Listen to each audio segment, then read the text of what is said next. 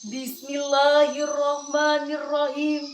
Assalamualaikum warahmatullahi wabarakatuh. Alhamdulillahi rabbil alamin.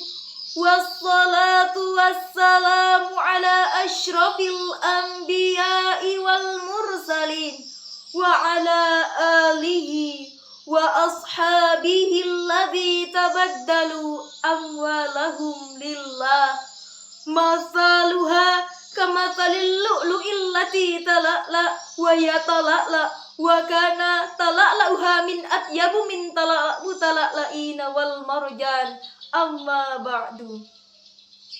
Dewan juri yang arif dan bijaksana, perkenalkan nama saya Nur Azizah dengan NIM 2112983 dari Fakultas Ilmu Pendidikan, Prodi Pendidikan Guru Sekolah Dasar. Izin menyampaikan pidato yang berjudul Sinergitas dan Emansipasi Wanita Islami dan Qurani di Era Modernisasi dan Globalisasi. Allah berfirman di dalam Al-Quran surah An-Nisa ayat 34 pada halaman 84 di dalam Al-Quran Mushaf yang bunyi penggalannya sebagai berikut. A'udzu billahi minasy syaithanir rajim. Bismillahirrahmanirrahim. Ar-rijalu qawwamuna 'alan nisa, yang arti dan terjemahannya adalah laki-laki merupakan pelindung dan pemimpin bagi perempuan. Telah jelas bukan Allah yang menjelaskan sendiri di dalam firman-Nya bahwasanya laki-laki merupakan pelindung dan pemimpin bagi perempuan. Tapi kita lihat dari kacamata Indonesia ini, banyak kasus merajalela di mana-mana yang membuat mental wanita dan emansipasi wanita menjadi tidak ada harganya. Tidak hanya Allah yang berfirman, padahal telah jelas bahwa Rasulullah SAW juga telah bersabda.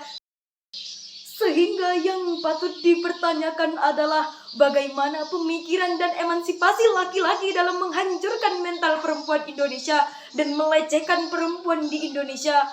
Kita lihat saja kasus-kasus yang merebak dan merajalela saat ini. Tidak hanya seorang lingkungan-lingkungan yang ada di sekitarnya. Banyak sekali kasus yang anak kandungnya sendiri dilecehkan oleh orang tuanya.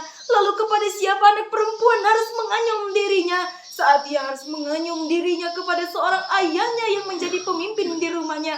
Ternyata melecehkan dia. Lalu saat dia ingin mengadu kepada saudara laki-lakinya yang ternyata pamannya, kakeknya maupun abangnya sendiri pun melecehkan dia.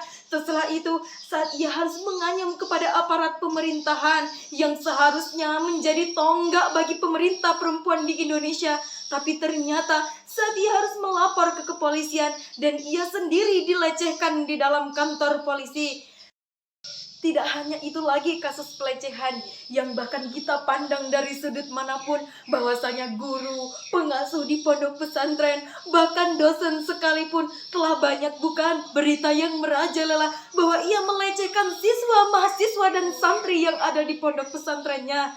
Lalu apa yang harus menjadi tonggak lagi bagi wanita jika ayahnya, saudara laki-lakinya, aparat pemerintahan, kepolisian, dosen, guru, dan pondok pesantren yang seharusnya menjadi anyuman bagi dirinya, tapi ternyata melecehkan dia.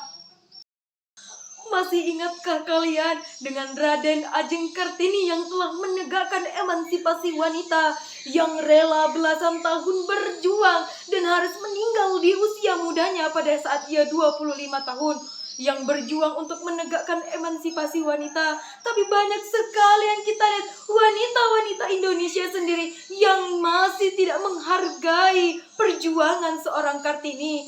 Namun saat Kartini meninggal, ia telah mengabdikan sebuah cerita yang ada pada zaman saat itu dengan judul bukunya Habis Gelap Terbitlah Terang. Lalu apa kesimpulan yang dapat saya ambil dari pidato yang saya berikan ini? Bahwasanya jika perempuan tidaklah pendidikannya yang dijadikan anyumannya, maka ia akan terjerus dan tergerus di dalam hawa nafsunya. Berdiri dan tegaknya saya di sini adalah untuk mengajak para wanita di Indonesia untuk tetap berkarya dan tetap menegakkan pendidikan di Indonesia.